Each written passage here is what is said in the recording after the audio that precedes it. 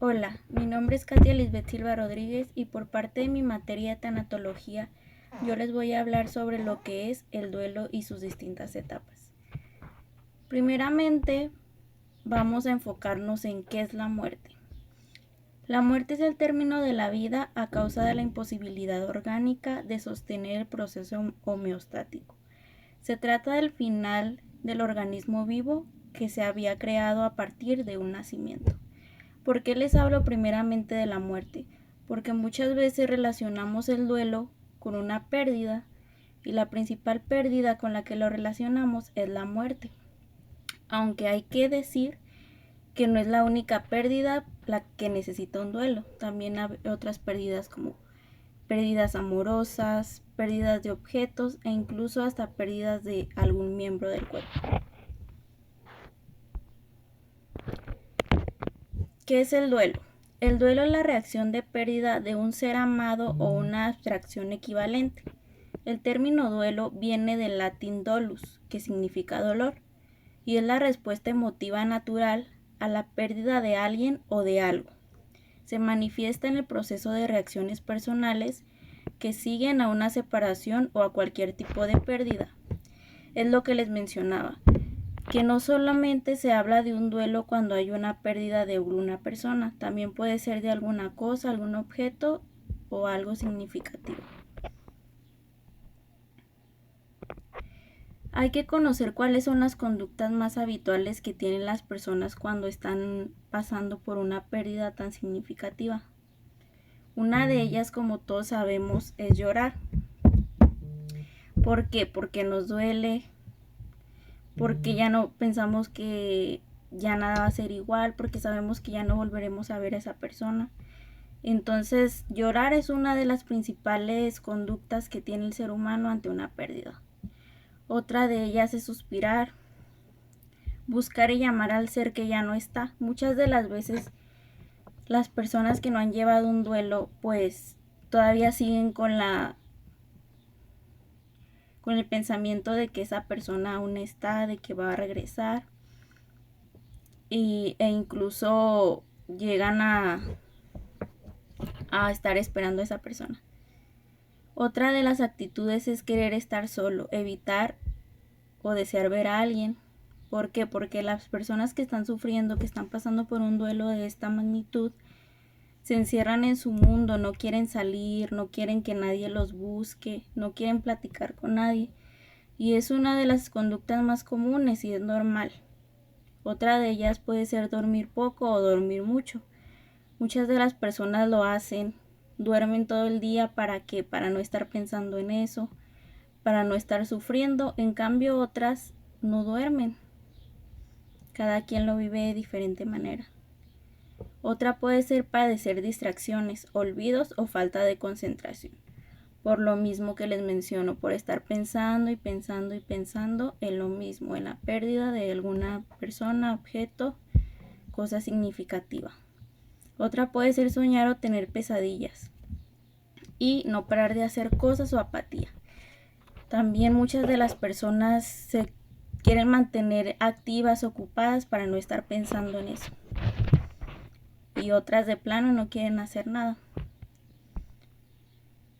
También existen sensaciones corporales que pueden ser náuseas, palpitaciones, opresión en la garganta, nudo en el estómago, dolor de cabeza, pérdida de la fuerza, dolor en el pecho e incluso trastornos del sueño, que es lo que mencionaba. Muchas de las personas tienen problemas con esto y pues son sensaciones muy comunes después de una pérdida. Aquí les muestro las etapas del duelo según la doctora Kubler-Ross, que el primero es la negación, ira, negociación, depresión y la aceptación. Ahorita les voy a hablar de uno por uno y cómo se va yendo al otro paso. Las fases del duelo según la doctora Kubler-Ross. ¿Quién fue ella? pues fue una psiquiatra muy importante, incluso también se le llegó a llamar una madre de la tanatología. Y pues por ella fue muy conocida por las etapas del duelo que gracias a ella ahora conocemos. La primera etapa es la de negación. La negación de una verdad desconcertante. Tiene una importante función protectora. Es una defensa provisional que más tarde es sustituida por una aceptación parcial. ¿Por qué? Porque ¿qué es lo primero que hacemos cuando una persona ya se va? No queremos aceptarlo, nos negamos a aceptarlo. ¿Por qué? No lo podemos creer. Decimos, no, es que no puede estar pasando, ella no puede estar muerta o esta persona no se pudo haber ido. Nos negamos a aceptar lo que pasó. La segunda fase es la fase de ira. Al paciente le llega de golpe el conocimiento de que es a él a quien le toca desilusión, desesperanza, y empieza a preguntarse, ¿por qué yo? ¿Por qué a mí? Muchas de las veces las personas llegan a sentirse culpables o hasta también a sentirse víctimas, que empiezan a decir, pero ¿por qué esto me tuvo que pasar a mí? Yo soy una buena persona, ¿por qué se tuvo que ir? Si, o sea, yo no me merezco esto. Llegan a hacerse tantas preguntas por esta fase de enojo que sigue luego de la negación. Otra de las fases es la negociación. En esta fase el paciente inicia la negociación, ya no desea vivir largos años, sino que espera vivir para cumplir ciertos objetivos temporales, resolver asuntos pendientes. Él desea cerrar ciclos, por eso está dispuesto a pactar. Aquí se está llegando casi a la aceptación. ¿Qué es? Está llegando más bien como a hacer un pacto, como que ya empieza a aceptar y dice, bueno, está bien, va a pasar esto, pero antes tengo que hacer esto, tiene que pasar esto para que yo pueda estar bien antes de que suceda. La cuarta fase es la depresión. El paciente reconoce que ya no puede seguir negando su enfermedad, ni tampoco puede dilatar la llegada de la muerte. Su insensibilidad o estoicismo, su ira y su rabia serán pronto sustituidos por una gran sensación de pérdida. Es una especie de luto anticipado, del que brota una buena disposición para asumir la propia muerte y morir con dignidad y sereno. Aquí en estos duelos también hablamos de la persona que está por morirse, no simplemente de la que está sufriendo un duelo por una pérdida. También hablamos de la persona que está por morirse, porque también esas personas tienen un duelo. Bueno, pues en la fase de depresión, como lo mencioné, ya no puede ocultar que algún día va a llegar la hora que se tiene que morir, que son cosas que tienen que pasar y casi se llega a la aceptación. Y por último es la fase de aceptación, pero no hay que confundirse y creer que la aceptación es una fase feliz. Casi siempre está desprovista de sentimientos. Es como si el dolor hubiera desaparecido, la lucha hubiera terminado y llegara el momento del descanso antes del largo viaje. Aquí es cuando ya la persona de plano ya aceptó, ya tuvo que pasar por distintas fases y ya llegó a la aceptación que dice, bueno, ya, esto tenía que pasar por tal motivo, tengo que aceptarlo, que es algo natural que tiene que pasar y que yo no puedo hacer nada para detenerlo. Pero también hay que tener en cuenta que para abordar el duelo hay que conocer la calidad de la relación con la persona. ¿A qué nos referimos con esto? Como les decía, no solo se habla de un duelo si tú tienes una pérdida, sino también de un paciente o de una persona que está a punto de morir. También debe tener un duelo para aceptarlo. Y hay que conocer la relación con la persona. Les digo, si tú eres la persona que tuvo una pérdida y esa pérdida fue de una persona que era muy importante para ti, eras muy apegado, entonces obviamente te va a doler muchísimo y va a ser muy difícil. Otra es la circunstancia de la muerte, porque depende, puede ser por enfermedad. Por enfermedad, muchas veces ya se está preparado, tú sabes, algún día se tiene que morir porque por su enfermedad. Pero en cambio otras veces puede ser un accidente, algo repentino que no te esperabas y pues es mucho más difícil también. La personalidad, que es el temperamento, la historia o conflictos personales. Hay veces en que una persona muere y tú tienes un conflicto con ella, entonces te quedas con el pensamiento de no pude arreglarlo o no me llevaba tan bien con ella, y eso es algo que estoy guardando y por eso no puedo tener un duelo. Otra es la participación en el cuidado del ser querido antes de fallecer, en el caso de que padeciera alguna enfermedad, porque muchas veces de los enfermos terminales, pues que se queda a cargo alguna persona, entonces no nada más está sufriendo el paciente, tenemos que ver que también la persona que lo cuida está sufriendo junto con ella. Entonces, si esa persona se llega a morir, la persona que era su encargada pues también va a sufrir. Hay que tenerlo muy en cuenta. Otra es la disponibilidad o no de apoyo social y familiar.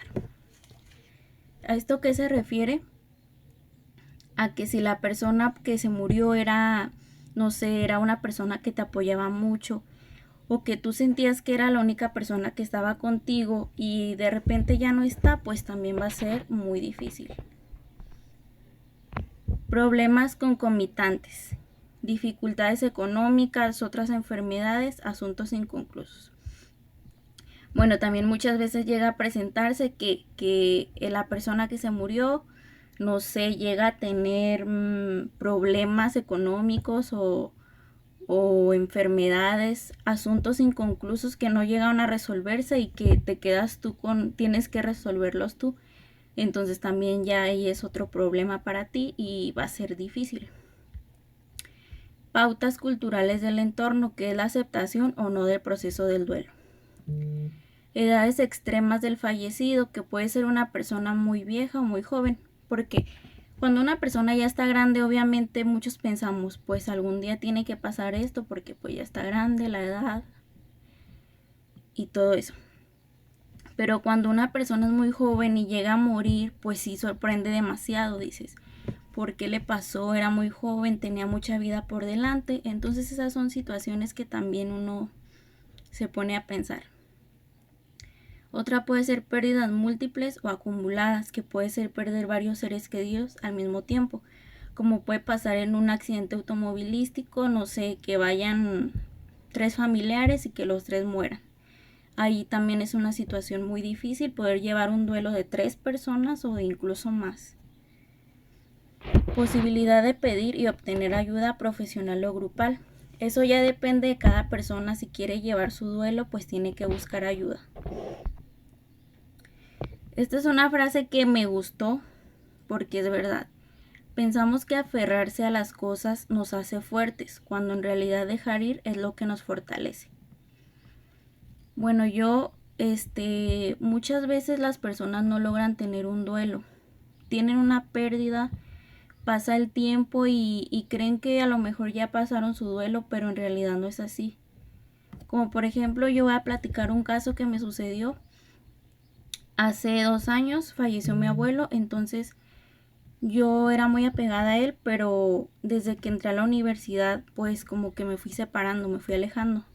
Entonces hubo un tiempo que él falleció, se enfermó, perdón. Entonces estuvo hospitalizado y yo pues era muy difícil que pudiera asistir a visitarlo u otras circunstancias. Entonces llega el día en que voy a verlo y estoy con él, platico y todo. Y de repente en la madrugada me avisan que ya falleció.